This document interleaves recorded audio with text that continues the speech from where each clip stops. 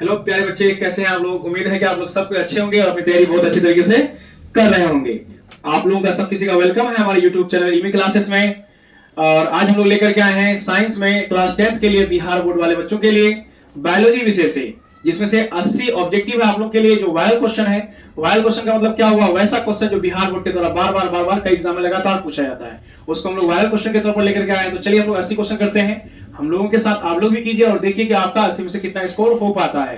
Comment box में जरूर comment कीजिएगा कि आप 80 में से कितना मार्क कर पाए हैं। तो चलिए हम लोग शुरुआत करते हैं पहले प्रश्न से। पहला प्रश्न है हमारे पास, 1 नंबर प्रश्न है, स्टार्च की उपस्थिति की जांच के लिए किस विलयन का उपयोग किया जाता है। स्टार्च एक पदार्थ है, ये किसी विलयन में है, ये है कि नहीं है स्टार्च, उसके लिए कोई विलयन का उपयोग किया जाता है। तो बताइए किसका उपयोग किया जाता है। तो ऑप्शन ए के साथ चलेंगे, आयोडीन का उपयोग किया जाता है। दूसरा नंबर का प्रश्न है, प्रकाश संश्लेषण की दर निम्न में से किन कारकों पर निर्भर करता है। जानते हैं ना प्यारे बच्चों, आप लोग पेड़ पौधे के पत्तियों पर क्या होता है, प्रकाश संश्लेषण होता है, जड़ों में भी होता है और पतले तने में भी होता है। याद रखिएगा इस बात को।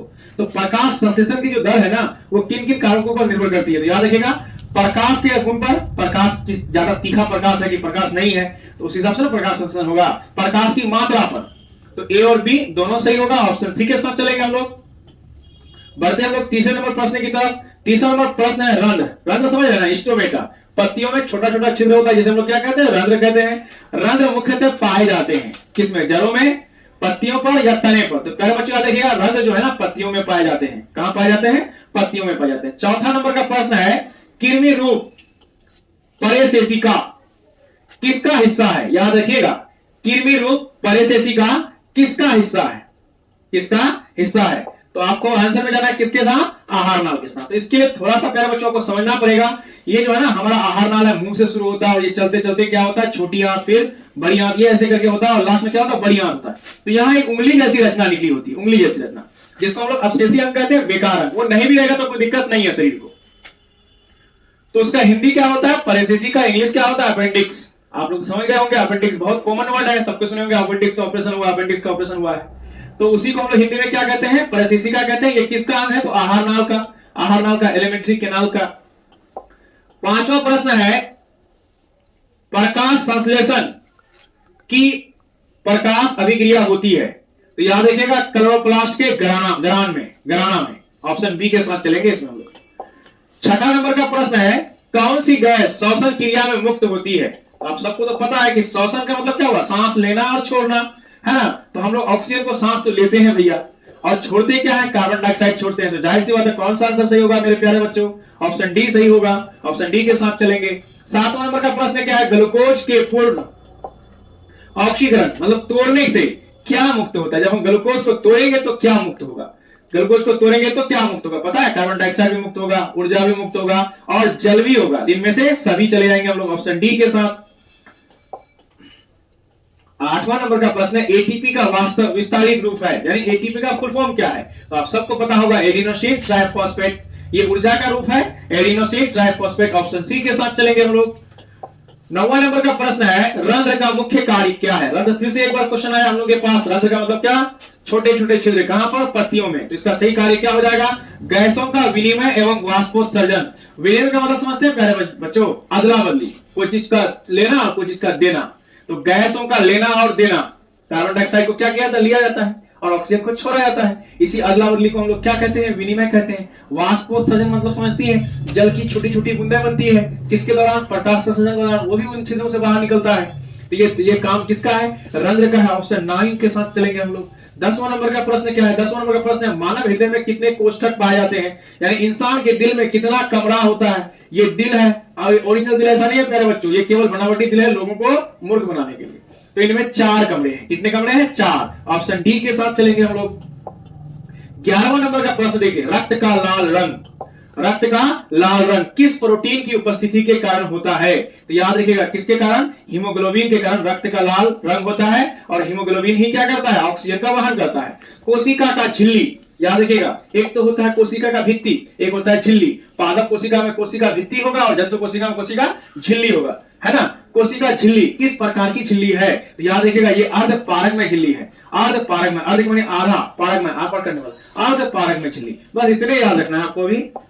13 नंबर का प्रश्न में चलिए, रक्तचाप मापने, रक्तचाप समझते हैं ना, ब्लड प्रेशर, ब्लड प्रेशर, जिसको दूसरा इंग्लिश में होता है हाइपरटेंशन। ब्लड प्रेशर बढ़ जाता है, सबको पता है, आप लोगों को ब्लड प्रेशर घट भी जाता है। रक्तचाप मापने के उपकरण को क्या कहा जाता है? याद रखिएगा स्फेग्मोमैनोमीटर, स्फेग्मोमैनोमीटर। ऑप्शन डी के साथ चलेंगे हम लोग। 14वां नंबर का प्रश्न है, लसिका का रंग होता है, लसिका का रंग कैसा होता है? पता है आप लोगों को? ये चिपचिपा टाइप का होता है, दो हड्डियों के बीच ज्वाइंट होती है ना, इसको सीधा सीधी कह लीजिए ना, ग्रीस का काम करता है। जैसे मान लीजिए कोई जो चलने वाली गाड़ी होती है, उसका जो धूड़ी होता है वहां पर क्या लगाया जाता है? चिपचिपा टाइप का तेल लगाया जाता है, ताकि क्या नहीं हो जाए वहां पे, मतलब घर्षण नहीं हो। तो हड्डियों के बीच में घर्षण नहीं होता, किसकी वजह से? लसिका की वजह से। इतना याद रखिएगा।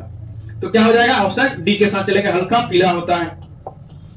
15वां नंबर का प्रश्न है, ऑक्सीजन के परिवहन के लिए जिम्मेदार रक्त घटक है, यानी ऑक्सीजन को कौन अपने कंधे में उठा के लेके जाता है? तो RBC, red blood cell.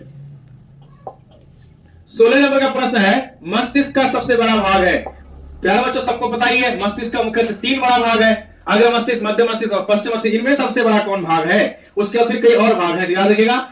Cerebellum क्या है? मस्तिष्क का सबसे बड़ा भाग है, और इन अंगों का अलग अलग काम है। सेरिबेलम का अलग काम है, सेरिबेलम का अलग काम है, मध्य मस्तिष्क का अलग काम है।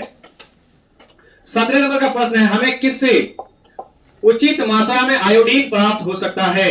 यानी हमें क्या ऐसा प्रयोग करेंगे हमें आयोडीन आसानी से प्राप्त हो जाए? तो याद रखिएगा प्यारे बच्चों, नमक लेंगे तो हमें क्या मिलेगा? आयोडीन मिलेगा, जो घेंगा रोग को रोकता है।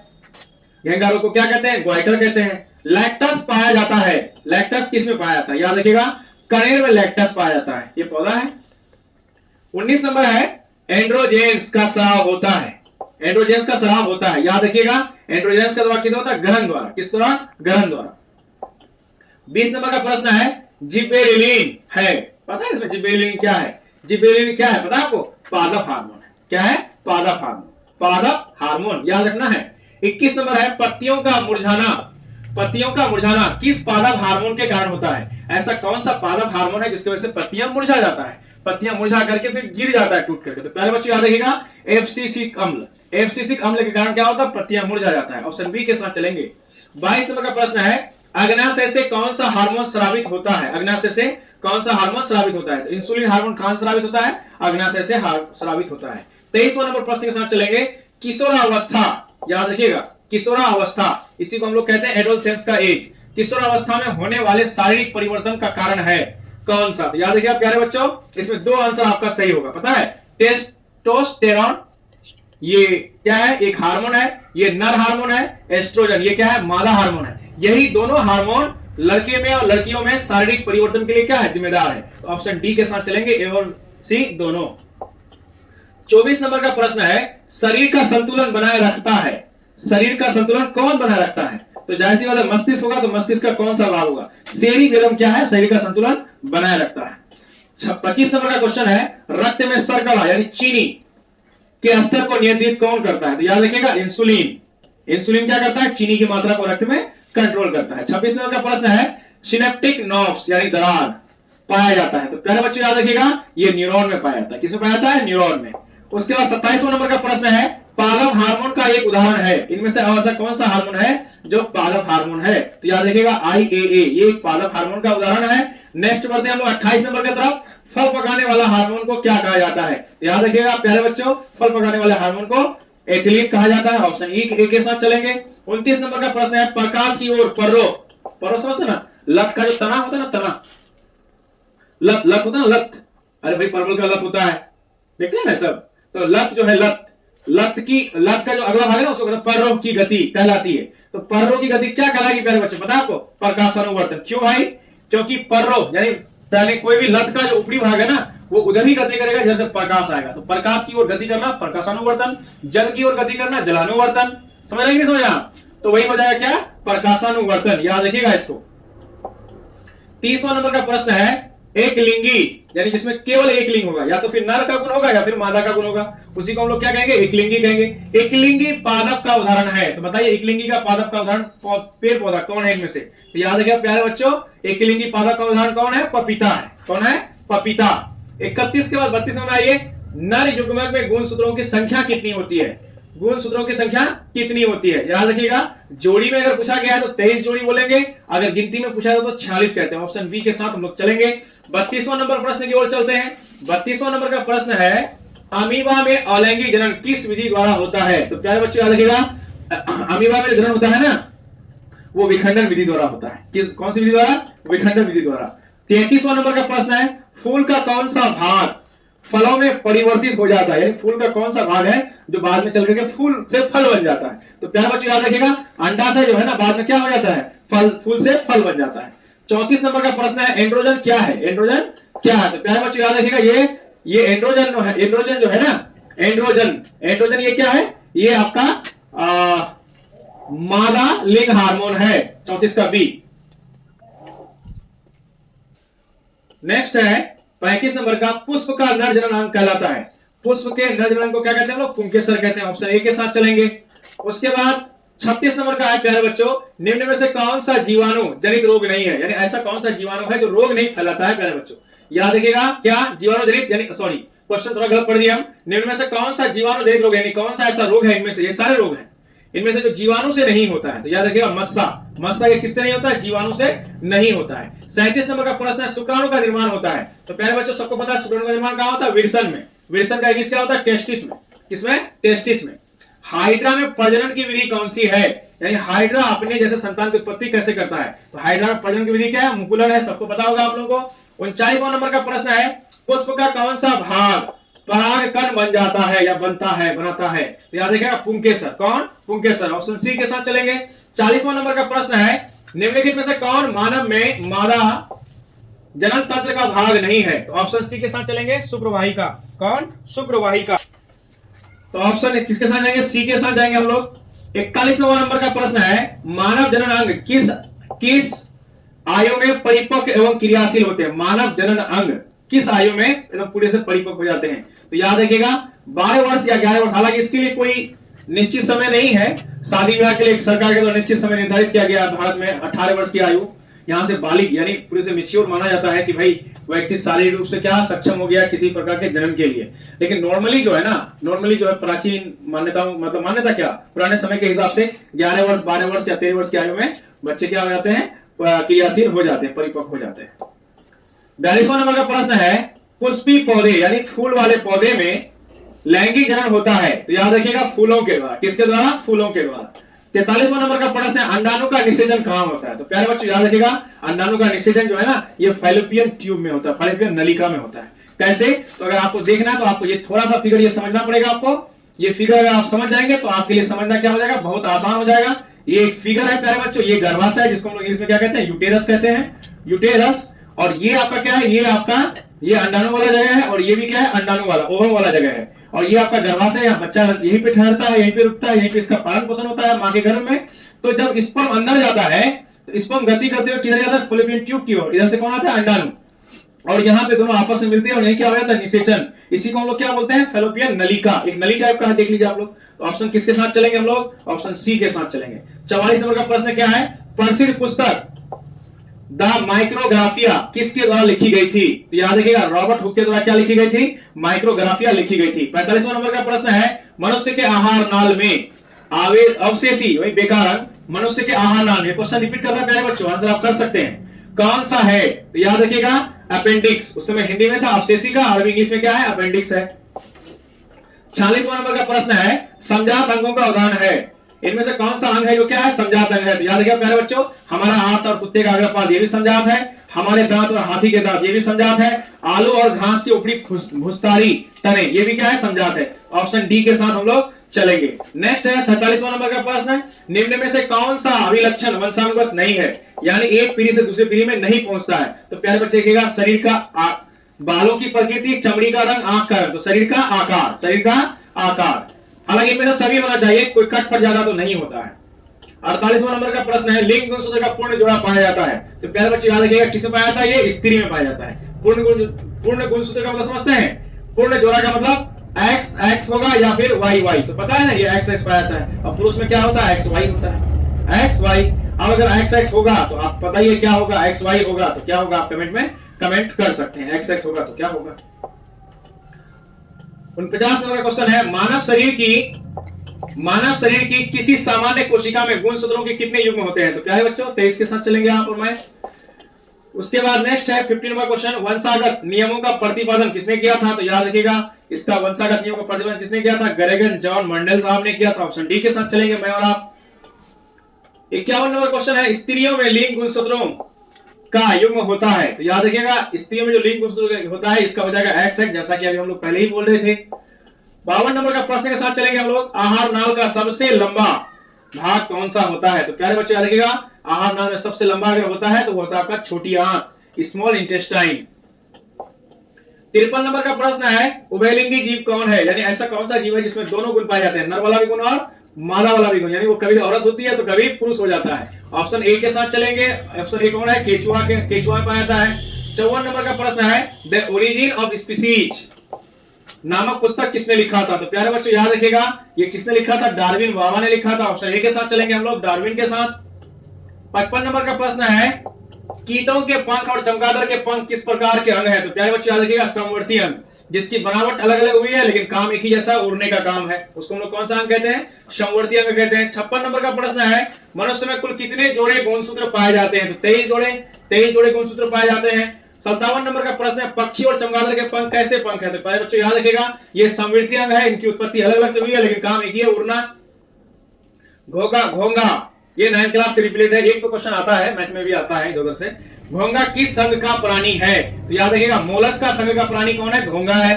नेक्स्ट हम लोग बढ़ते हैं 59 की तरफ, प्राकृतिक चयन का सिद्धांत किसने दिया। तो प्यारे बच्चों, प्राकृतिक चयन का सिद्धांत किसने दिया था, तो ये डार्विन बाबा ने दिया था, डार्विन ने दिया था, डार्विन के साथ चलेंगे। ऑप्शन बी के साथ चलेंगे मैं और आप। 60 नंबर का प्रश्न क्या है, 60 नंबर का प्रश्न है, जीन शब्द किसने प्रस्तुत किया था। तो जोहानसन ने क्या किया था, जीन शब्द प्रस्तुत किया था, इसको आप लोग अच्छे से याद कर लीजिएगा। 61 नंबर का क्वेश्चन है, मानव का उद्भव स्थान माना जाता है, यानी इंसान की उत्पत्ति कहां से हुई है, कौन से महादेश से। तो अफ्रीका महादेश के साथ चलेंगे हम लोग, ऑप्शन सी इसका सही उत्तर है। 62 नंबर का प्रश्न है, किसी जीव की जीनात्मक जीनी संरचना कहलाती है। तो प्यारे बच्चों याद रखिएगा, ऑप्शन ए के साथ चलेंगे हम लोग, जीनोटाइप। क्या, जीनोटाइप, नाम स्पष्ट याद रखिएगा। 63 नंबर का क्वेश्चन है, मेंडल ने अपने प्रयोग के लिए किस पौधे का चयन किया था। तो ये तो आप लोगों का हिट लिस्ट का क्वेश्चन है, एकदम आप धड़ाधड़ इसका आंसर मान सकते हैं। ऑप्शन ए, मटर का पौधे के साथ, मटर के पौधे का बायोलॉजिकल नाम जानते हैं क्या होता है, पीसम सैटिवम बायोलॉजिकल नाम याद रखिएगा। मनुष्य, बिल्ली तथा चमगादड़ के अग्रपात क्या है। तो प्यारे बच्चों याद रखिएगा, समजात अंग है। कौन सा अंग है, समजात अंग है। 65 नंबर प्रश्न की ओर चलते हैं हम लोग, विकासीय दृष्टिकोण से मानव की किससे अधिक समानता है, यानी इंसान का सबसे ज्यादा मेल किससे खाता है। तो प्यारे बच्चों याद रखिएगा, चिंपैंजी से। किससे, चिंपैंजी से, याद रखिएगा। 66 नंबर का प्रश्न है, निम्नलिखित में से किसे जीव विज्ञान का पिता कहा जाता है। तो प्यारे बच्चों याद रखिएगा, अरस्तु को जीव विज्ञान का पिता कहा जाता है। 67 नंबर का प्रश्न है, निम्नलिखित में से किसे अनुवांशिकी का पिता कहा जाता है। तो गरेगर जॉन मेंडल साहब को अनुवांशिकी का पिता कहा जाता है। ऑप्शन बी के साथ मैं और आप चलेंगे। 68 नंबर का प्रश्न है, नर युग्मक यानी मेल का जो जायगोट ये होता है, क्या कहते हैं उसको, रिप्रोडक्टिव सेल जो होता है, रिप्रोडक्शन सेल, नर युग्मक एवं मादा युग्मक के संलयन को क्या कहते हैं। याद रखिए प्यारे बच्चों, निषेचन कहते हैं। क्या कहते हैं, निषेचन कहते हैं। 69 नंबर का प्रश्न है, मुकुलन द्वारा प्रजनन किस में होता है। तो ईस्ट में किसके द्वारा प्रजनन होता है, मुकुलन के द्वारा प्रजनन होता है। 70 नंबर का प्रश्न है, निम्नलिखित में से कौन एक उभयलिंगी जंतु है, उभयलिंगी जिसमें दोनों गुण पाया जाता है। अभी के अभी हम लोगों ने बात करा था, ऑप्शन ए के साथ चलेंगे हम और आप। 71 नंबर का प्रश्न है, द्विखंडन इनमें से किसमें होता है। तो प्यारे बच्चों याद रखिएगा, लिशमानिया में भी द्विखंडन होता है, पैरामीशियम में भी होता है, अमीबा में होता है। ऑप्शन डी के साथ चलेंगे। उम्मीद है आप लोग मेरे साथ आंसर चल रहे होंगे। आपका कितना सही हो रहा है कमेंट बॉक्स में लास्ट में कमेंट जरूर कीजिएगा। थोड़ा सा प्रेम आप लोगों का प्यारे बच्चों हमारे इस परिवार को भी बड़ा करने में हमें सहायता करेगा। हम भी थोड़ा सा ग्रो करेंगे, थोड़ा सा आगे पहुंचेंगे और लोगों की तरह सबने मेहनत करा है, हम लोग भी मेहनत कर रहे हैं। उम्मीद है कि आप लोग हमें सपोर्ट करेंगे। 72 नंबर का प्रश्न है, अरहुल किस प्रकार का फूल है। अरहुल किस प्रकार का फूल है, याद रखिएगा द्विलिंगी है ये। क्या है, द्विलिंगी। 73 के साथ चलेंगे हम लोग। 73 क्वेश्चन है, निम्न में से कौन पिट्यूटरी ग्रंथि से स्राव हार्मोन है। पिट्यूटरी ग्रंथि को हम लोग पीयूष ग्रंथि भी कहते हैं और इसको मास्टर ग्रंथि भी कहा जाता है। याद रखिएगा प्यारे बच्चों। तो इसका सही आंसर होगा क्या, ऑप्शन सी।